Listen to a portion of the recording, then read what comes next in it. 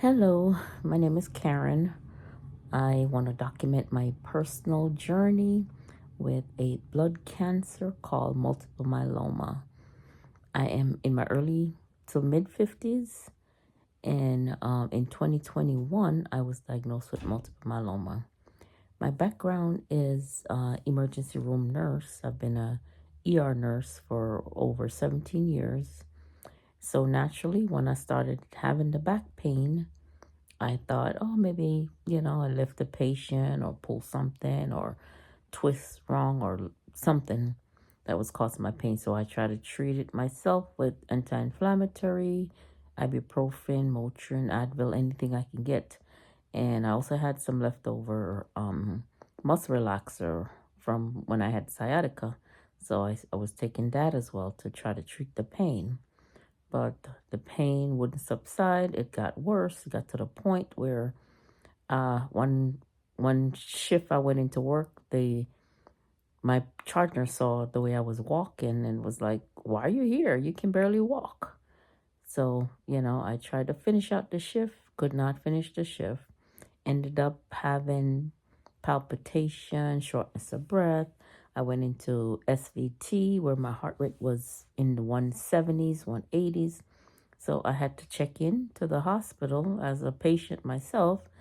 They checked me out, fixed my SVT, sent me home a couple days later and told me, okay, your heart's fixed, but nobody addressed my back. Uh, back pain continued.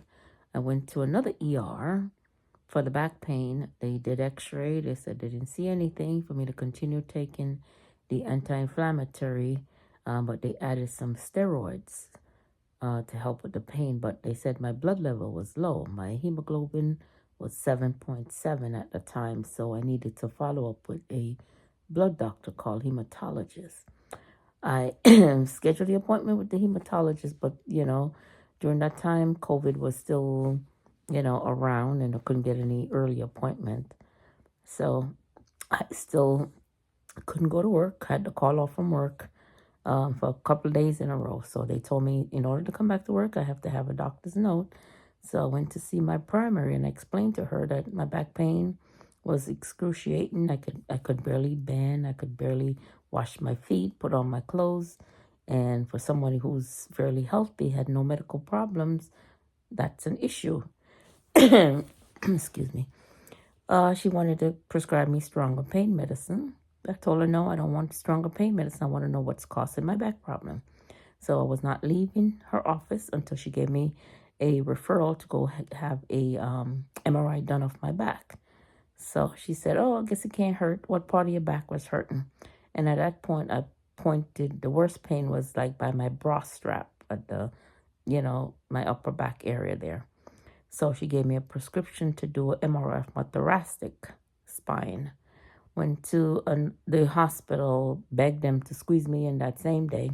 I waited for 4 hours, but I was able to get it done. And by 8 o'clock the next morning, my primary care doctor, was calling me to tell me that, oh, I had multiple compression fractures in my back, so I needed to see an oncologist. And at first, I was like, okay, I knew something was wrong with my back. I knew it wasn't normal for me to be in so much pain. But then it dawned on me, an oncologist is a cancer doctor. Why would I need to see a cancer doctor?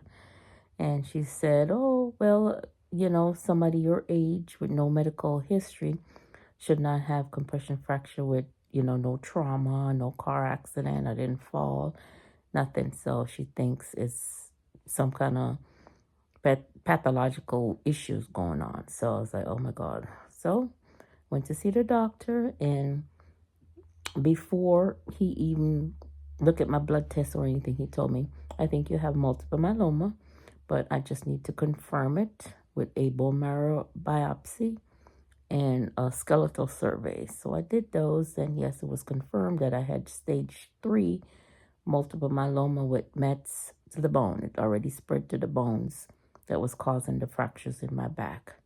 So I was treated with chemotherapy for a year.